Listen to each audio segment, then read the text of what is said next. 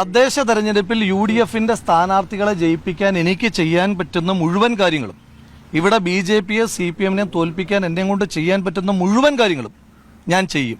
കാരണം ഞാനൊരു തെരഞ്ഞെടുപ്പിൽ ജീവിതത്തിൽ ആദ്യമായി മത്സരിച്ചപ്പോൾ അതിന് അരയും തലയും മുറുക്കി ജോലി ചെയ്ത സാധാരണക്കാരായ പാർട്ടിയുടെ പ്രവർത്തകർ, മുന്നണിയുടെ പ്രവർത്തകർ മത്സരിക്കുന്ന തെരഞ്ഞെടുപ്പാണ്. ഞാൻ ഏതെങ്കിലും ഒരു സ്ഥാനാർത്ഥിക്ക് വേണ്ടി പ്രവർത്തിക്കണമെന്ന് ആ സ്ഥാനാർത്ഥി പറഞ്ഞാൽ ആ സ്ഥാനാർത്ഥിയുടെ വാർഡിൽ പോയി ഒരു വീട് പോലും ഒഴിയാതെ എല്ലാ വീടും കയറും. പാർട്ടി ചുമതല ഉണ്ടെങ്കിലും ഇല്ലെങ്കിലും ഐക്യ ജനാധിപത്യ മുന്നണി സ്ഥാനാർത്ഥികളുടെ വിജയത്തിന് വേണ്ടി, അത് കാസർഗോഡ് മുതൽ തിരുവനന്തപുരം വരെയുള്ള ഐക്യ ജനാധിപത്യ മുന്നണി സ്ഥാനാർത്ഥികളുടെ വിജയത്തിന് വേണ്ടിയും CPM BJP മുന്നണിയെ തോൽപ്പിക്കാൻ വേണ്ടിയും എന്റെ ഒരു വാക്ക്, എന്റെ ഒരു നോട്ടം, എന്റെ ഒരു ചലനം കൊണ്ട് എന്തെല്ലാം ചെയ്യാൻ പറ്റുമോ അതെല്ലാം ചെയ്യും. ഐക്യ ജനാധിപത്യ മുന്നണിയുടെ സ്ഥാനാർത്ഥികളെ ജയിപ്പിക്കാൻ ചെയ്യാൻ പറ്റില്ല. യോഗമാണെന്ന് പറഞ്ഞില്ല, ബാക്കിയുള്ള ചോദ്യങ്ങൾക്കുള്ള മറുപടി പറഞ്ഞു. അത് ന്യൂസ് മലയാളത്തിന് എന്തെങ്കിലും തിരികെ കയറ്റാനുണ്ടെങ്കിൽ അത് വേറെ ചെയ്ത, അത് വേറെ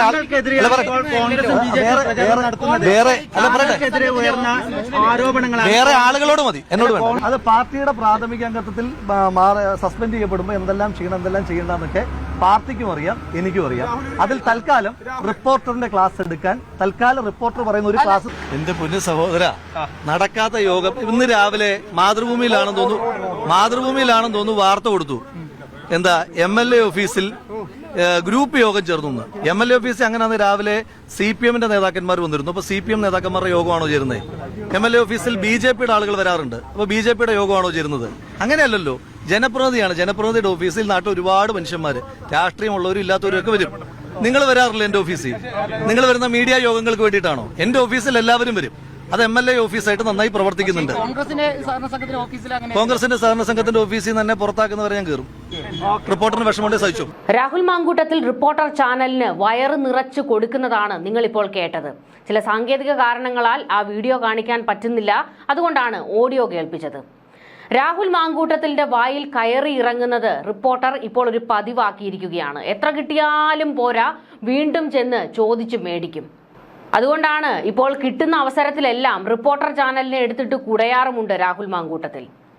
നമുക്കറിയാം, രാഹുലിന്റെ ഗർഭചിത്ര കഥയുമായി ബന്ധപ്പെട്ടിട്ടുള്ള വിവാദങ്ങളൊക്കെ പൊട്ടിപ്പുറപ്പെട്ടി വന്ന സമയത്ത് ആ ഗർഭം മുഴുവൻ അടങ്കലായിട്ട് അങ്ങ് ഏറ്റെടുത്ത് പിന്നീട് അതിന്റെ റൂട്ട് മാപ്പ് വരെ തപ്പിപ്പോയ ആൾക്കാരാണ് റിപ്പോർട്ടർ ചാനലിലേത്.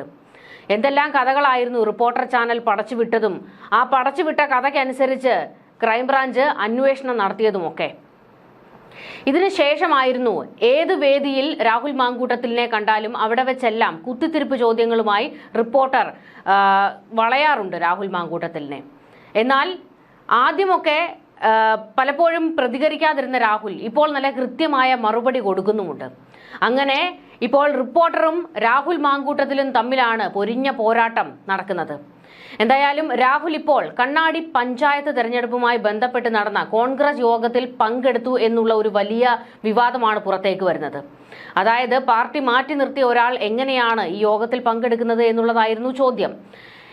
എന്നാൽ അതിന് രാഹുൽ കൊടുത്തിരിക്കുന്ന മറുപടി, എന്നെ പുറത്താക്കുന്നത് വരെ ഞാൻ അവിടെ പോകും എന്ന് തന്നെയാണ്. ലൈംഗിക ആരോപണത്തിന് പിന്നാലെ രാഹുൽ മാങ്കൂട്ടത്തിലിനെ കോൺഗ്രസിൽ നിന്ന് സസ്പെൻഡ് ചെയ്തിരുന്നല്ലോ. എന്നാൽ താൻ കോൺഗ്രസ് യോഗത്തിൽ പങ്കെടുത്തിട്ടില്ല എന്നും പരിചയമുള്ള ആളുകളെ കാണുക മാത്രമാണ് ചെയ്തത് എന്നുമാണ് രാഹുൽ ഇപ്പോൾ പ്രതികരിച്ചിരിക്കുന്നത്. എന്നാൽ രാഹുലിനെ വിടാതെ വീണ്ടും നിങ്ങൾ എന്തിനാണ് ആ പരിപാടിയിൽ പോയി പങ്കെടുത്തത് എന്നൊക്കെ റിപ്പോർട്ടർ ചോദിക്കുകയായിരുന്നു. അതിനാണ് രാഹുൽ മറുപടി കൊടുത്തത്, എന്നെ പുറത്താക്കുന്നത് വരെ ഞാൻ പോകും, റിപ്പോർട്ടറിന് അത്ര കരച്ചിലാണെങ്കിൽ മാറിയിരുന്ന് കരഞ്ഞോളൂ എന്ന്. സസ്പെൻഷനിലായി കഴിഞ്ഞാൽ ഞാൻ വേറെ പാർട്ടിയാണോ? യോഗം നടന്നാലല്ലേ മറുപടി പറയാൻ പറ്റൂ. നടക്കാത്ത യോഗത്തെ പറ്റി എങ്ങനെ മറുപടി പറയാൻ സാധിക്കും?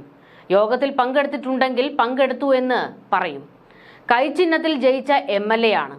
ഐക്യ ജനാധിപത്യ മുന്നണിയുടെ എല്ലാ സ്ഥാനാർത്ഥികളും ജയിക്കണമെന്ന് താല്പര്യമുള്ള ആളാണ്. അതിനുവേണ്ടി എന്നെ കൊണ്ട് കഴിയുന്ന എല്ലാ പ്രവർത്തനങ്ങളും നടത്തും. പാലക്കാടെന്നല്ല, ഏത് സ്ഥലത്ത് വെച്ചും നല്ല UDFകാരെ കണ്ടാൽ എന്തായി തെരഞ്ഞെടുപ്പ് എന്ന് ചോദിക്കുമെന്നും രാഹുൽ പ്രതികരിച്ചു.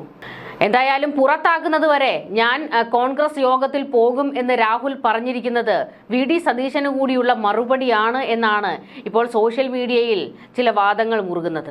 അതായത് രാഹുൽ എവിടെ പരിപാടിക്ക് ചെന്നാലും VD സതീശനാണല്ലോ കണ്ടുകൂടാത്തത്. അപ്പോൾ തന്നെ കുത്തുന്ന ചാനലുകൾക്കും അതുപോലെ തന്നെ VD സതീശനും കൂടിയുള്ള മറുപടിയാണോ രാഹുൽ ഇപ്പോൾ കൊടുത്തത് എന്നുള്ളതാണ് ചോദ്യം. തദ്ദേശ തെരഞ്ഞെടുപ്പിൽ UDFന്റെ സ്ഥാനാർത്ഥികളെ ജയിപ്പിക്കാൻ തനിക്ക് ചെയ്യാൻ പറ്റുന്ന എല്ലാ കാര്യങ്ങളും ചെയ്യും എന്ന് തന്നെയാണ് രാഹുൽ ഇപ്പോൾ പ്രതികരിച്ചിരിക്കുന്നത്. സസ്പെൻഷനിലുള്ള രാഹുൽ പാർട്ടി യോഗങ്ങളിൽ നിന്ന് മാറി നിൽക്കും എന്നായിരുന്നു നേതൃത്വം അറിയിച്ചിരുന്നത്. ഇതുവരെ രാഹുലിന്റെ സസ്പെൻഷൻ കോൺഗ്രസ് പിൻവലിച്ചിട്ടുമില്ല. ഇതിനിടെയാണ് തെരഞ്ഞെടുപ്പ് യോഗങ്ങളിൽ രാഹുൽ പങ്കെടുക്കുന്നതായുള്ള വാർത്തകൾ പുറത്തുവരുന്നത്. രാഹുൽ മാങ്കൂട്ടത്തിലിനെ ആരും വിളിച്ചിട്ടില്ല എന്ന് Palakkad DCC president A. Thankachan ഇപ്പോൾ പ്രതികരണവുമായി രംഗത്ത് വന്നിട്ടുണ്ട്. കണ്ണാടിയിൽ യോഗം ചേർന്നിട്ടില്ല എന്നാണ് അറിവ്. ഔദ്യോഗികമായി യോഗം ഉണ്ടായിരുന്നില്ല. അതുവഴി പോയപ്പോൾ രാഹുൽ ഓഫീസിൽ കയറിയതാണ്. പഞ്ചായത്തിന്റെ വികസന കാര്യങ്ങൾക്കാണ് രാഹുൽ പോയത്. രാഹുലിനെ ആരും വിളിച്ചിട്ടില്ല. രാഹുൽ തെരഞ്ഞെടുപ്പ് പ്രചാരണത്തിന് ഇറങ്ങുന്ന കാര്യത്തിൽ KPCC മറുപടി പറയുമെന്നും A. തങ്കപ്പൻ വ്യക്തമാക്കി. പാലക്കാട് കണ്ണാടിയിൽ നടന്ന കോൺഗ്രസ് യോഗത്തിലായിരുന്നു രാഹുൽ മാങ്കൂട്ടത്തിൽ MLA പങ്കെടുത്തത്. തുടർന്നായിരുന്നു ഇതിന് പിന്നാലെ വലിയ വിവാദങ്ങളും പൊട്ടിത്തെറികളും ഒക്കെ ഉണ്ടായത്. കാഴ്ചപ്പറമ്പ് ക്ഷീരോത്പാദക സഹകരണ സംഘത്തിലെ യോഗത്തിലാണ് രാഹുൽ എത്തിയത്. കണ്ണാടി മണ്ഡലം പ്രസിഡന്റ് പ്രസാദ് കണ്ണാടി ഉൾപ്പെടെ നേതാക്കൾ പങ്കെടുത്തിരുന്നു.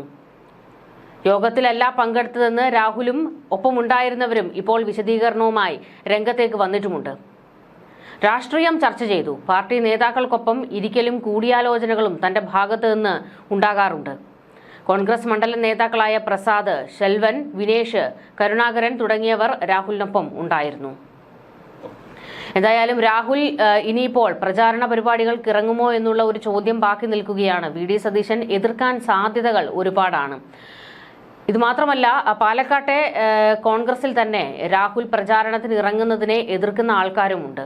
ഇത് വലിയൊരു തിരിച്ചടി ഉണ്ടാക്കും, രാഹുൽ വലിയ തിരിച്ചടിയാകും എന്ന് പറയുന്ന ആൾക്കാരും അവിടെയുണ്ട്. കേരളത്തിൽ ഏറ്റവും കൂടുതൽ ചർച്ച ചെയ്യപ്പെട്ട ഉപതെരഞ്ഞെടുപ്പുകളിൽ ഒന്നായിരുന്നു പാലക്കാട്ടെ നിയമസഭാ തെരഞ്ഞെടുപ്പ്.